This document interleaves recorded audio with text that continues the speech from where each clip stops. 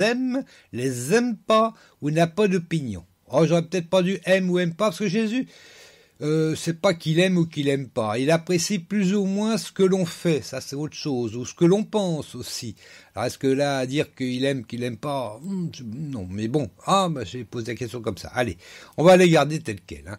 Ceux qui disent tout le temps Seigneur, Seigneur, Jésus les aime pas ou n'a pas d'opinion, du coup, on va mettre 10 secondes avec tic-tac, tic-tac. Apparemment, Jérémy a remis son micro, alors j'espère qu'on va pouvoir enfin l'entendre. Ben oui.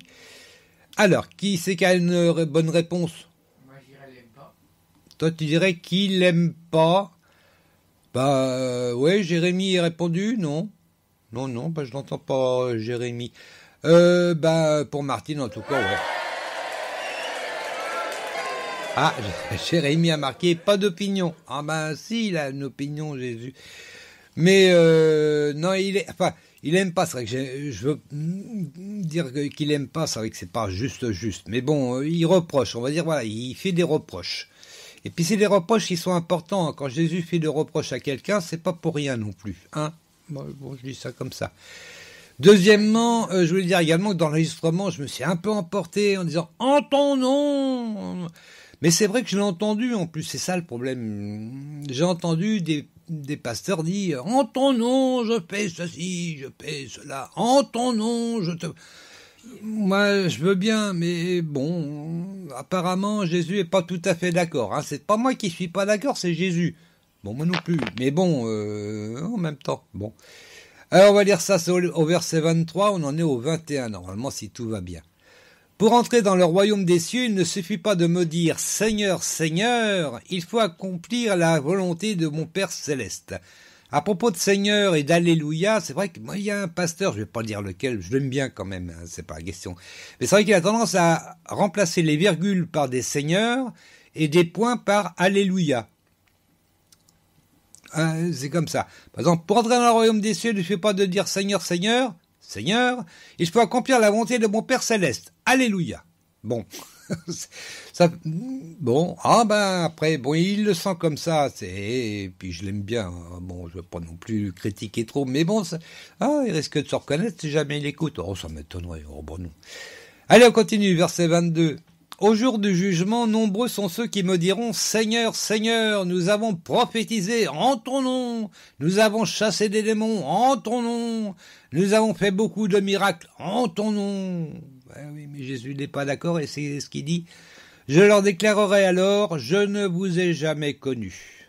Allez-vous-en, vous qui pratiquez le mal. » Et donc ceux qui font comme ça, essayez de réviser un petit peu quand même votre façon de faire, ça serait sympathique, hein, parce que pour Jésus, vous pratiquez le mal, donc c'est pas bien. Hein. Moi, je rappelle, c'était le magicien, je crois, Simon, il me semble, Simon le magicien, qui faisait des choses justement comme ça en son nom, enfin au nom de Jésus, quoi. Mais ça marchait pas, parce que quand on dit, on n'a même pas besoin de dire au nom de Jésus, il faut qu'on l'ait dans notre esprit que c'est au nom de Jésus. C'est pas en disant simplement au nom de Jésus que ça va marcher. Il faut que ça soit en soi, quoi. Moi, je sais pas si je m'explique bien, mais bon, c'est intérieur tout ça, c'est spirituel, c'est l'esprit qui joue, c'est l'esprit qui permet de guérir ou de dire les choses. C'est pas des paroles, les paroles, bon, ça permet de se faire savoir les choses aux autres, mais bon, c'est pas, voilà. Enfin bref, voilà, je sais pas si je me suis bien expliqué, mais bon, c'est pas grave. Allez, sur ce, on va passer à la question numéro 9. Pourquoi une maison ne s'est pas effondrée? Elle était bâtie sur le sable, sur l'eau ou sur le roc? Pourquoi une maison ne s'est pas effondrée? Elle était bâtie sur le sable, sur l'eau ou sur le roc? Oh, c'est facile ça quand même. Allez, un petit 10 secondes, tic-tac.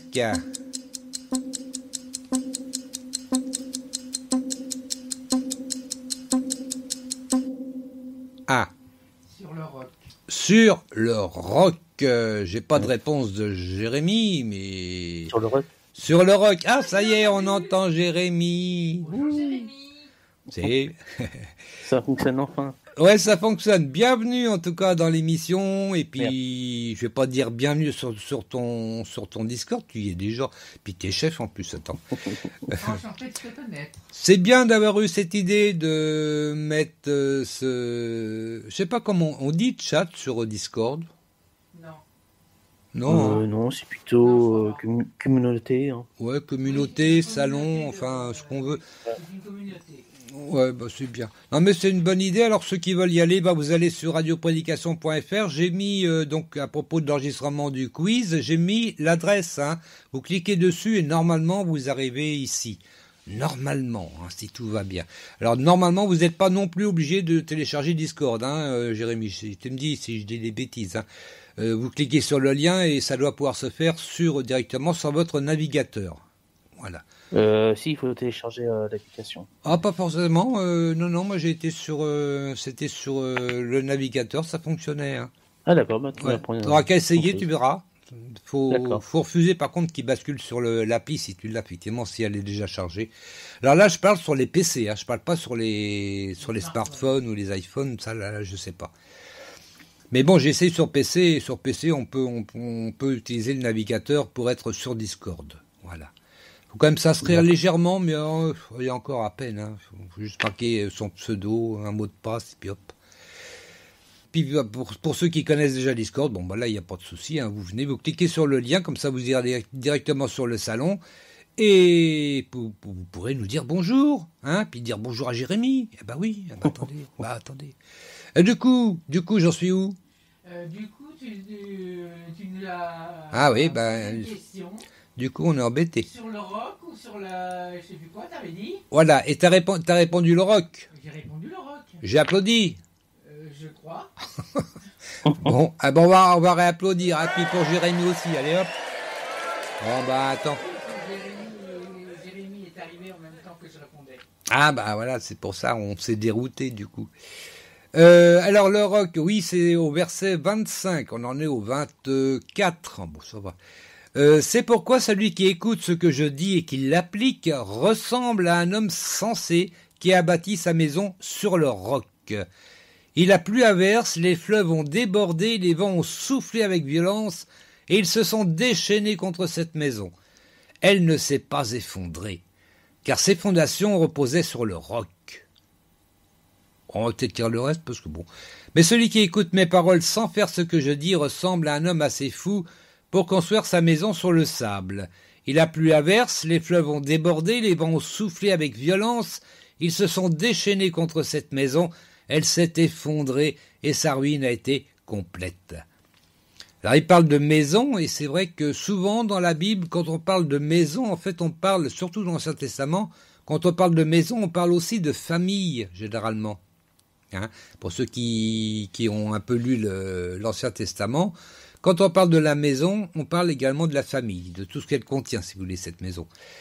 Et donc là, il parle de maison en tant que maison, mais il faut penser également famille. C'est pour ça qu'il parle de la ruine, que la ruine a été complète. Parce qu'une maison, elle se ruine pas, enfin se ruine. Elle se détruit, mais bon, là, il parle de ruine de la famille. Et puis, est-ce qu'il y a encore une question? Normalement, hein. Ouais.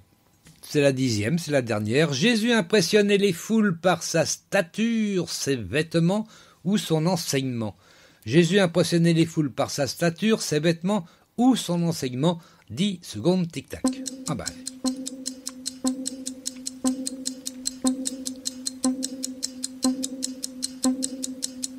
Alors, qui répond? Par son enseignement. Par son enseignement. Par son enseignement, j'ai 2 bonnes réponses. Oh, bon, on n'est que 2, enfin, on n'est que 3. Bon. Hein? Et en même temps. Allez, on applaudit. Ouais. Attends. Eh oui, son enseignement, oui, sa stature, bon, on sait, hein, par des textes plus anciens d'ailleurs, c'est pas tellement dans le Nouveau Testament, mais on sait que Jésus n'avait rien pour impressionner les foules par sa stature. Il était petit, enfin, il était petit, on dit pas qu'il était petit, mais bon, il avait pas une taille spéciale, il était pas beau, il était pas, enfin, pas spécialement beau. Quand j'y était pas beau, ça veut pas dire qu'il est moche non plus, faut arrêter, attendez. Non, il était... Voilà, et bon, il était neutre, on va dire. Voilà, mais c'est son enseignement qui, lui, n'était pas du tout neutre, heureusement d'ailleurs. Et on l'a encore, son enseignement. Il faut les lire, il y a 4 évangiles, faut lire vraiment ces 4 évangiles. Hein. Tous, d'ailleurs, on a vu, Matthieu a aussi énormément d'importance, je pense, dans l'enseignement. Hein. Il y a beaucoup de choses qui sont rapportées dans Matthieu, qui sont pas forcément bien rapportées ou rapportées aussi bien dans les autres évangiles. Donc Matthieu, je crois, est important. Hein. Et puis, ben voilà, on a terminé les questions. Eh ben ouais. Oh, ben oui. Mais c'est pas grave. Voilà, eh ben oui, Martine a raison, elle m'a dit que j'ai pas lu. Ah ben non, j'ai pas lu. Ah ben c'est pas bien. Eh ben on va lire, c'est pas grave. Donc on en était, c'était les 2 derniers versets, verset 28. Quand j'ai eu fini de parler, les foules étaient impressionnées par son enseignement, car il parlait avec autorité, avec une autorité que n'avaient pas leurs spécialistes de la loi. Eh oui, les spécialistes... Enfin bon, on va pas commenter non plus. On va encore se faire... Non. Voilà. Eh oui, c'était pas la même autorité, c'est normal, c'est le fils du père. Bon, en même temps, c'est le fils du père, c'est fatalement qu'il a une autorité, tu m'étonnes. Ah bah oui. Mais bon, ils étaient pas tous... ils comprenaient pas tous forcément qui était Jésus, moi je vous le dis. C'est écrit d'ailleurs. Même les apôtres, ils comprenaient pas tout, loin de là. Mais bon.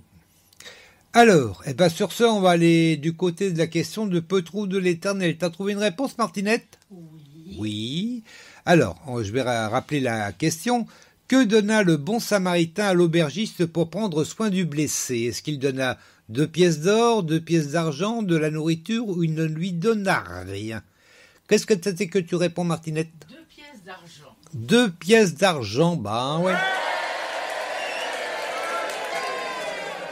Eh oui, pas trop de l'Éternel a marqué 2 pièces d'or en réponse sur Twitter.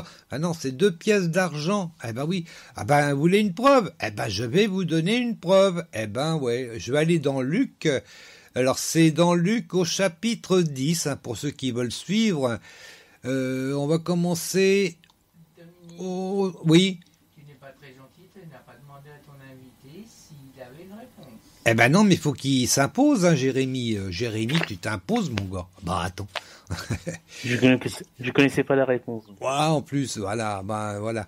On va lire ça, c'est dans Luc, chapitre 10, à partir du verset 30. On lui demande, mais l'enseignant de la loi, voulant se donner raison, reprit, « Oui, mais qui est donc mon prochain ?»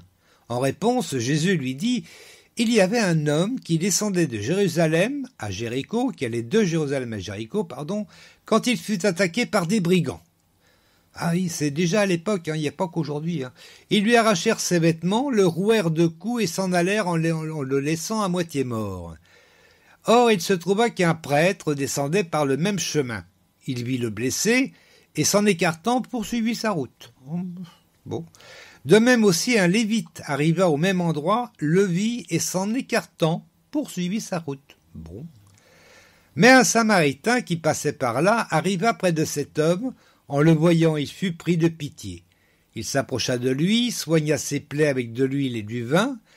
Si vous avez une plaie, et si vous avez de l'huile et du vin, vous pouvez déjà soigner votre plaie. C'est dans la Bible.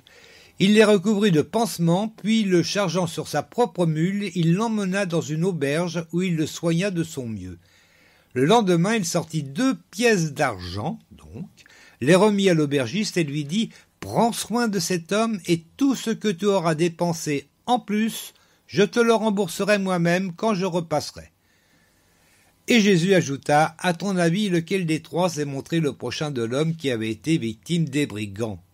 Voilà. Oh, le gars, il a trouvé la réponse. C'est celui qui a eu pitié de lui. Il répondit l'enseignant de la loi. « Eh bien, va et agis de même, » lui dit Jésus. Voilà. Et ça se termine là. Vous allez me dire, Samaritain, c'est quoi exactement un Samaritain ? On parle de Samaritain, et puis on ne sait pas ce que c'est forcément. J'ai trouvé ça sur le site de chrétienaujourd'hui.com. Alors, je vais lire juste le petit passage qui nous intéresse. Donc, qui sont les Samaritains et pourquoi étaient-ils opposés aux Juifs ? Alors, le peuple des Samaritains, évoqué notamment dans le 2e livre des Rois, se disait descendant des Hébreux. et en particulier de Jacob. Leur religion était basée sur le sol Pentateuque. Au retour de leur captivité à Babylone, les Juifs ont refusé de les admettre parmi eux. Depuis lors, les deux communautés évitent tout contact. Donc c'est à partir du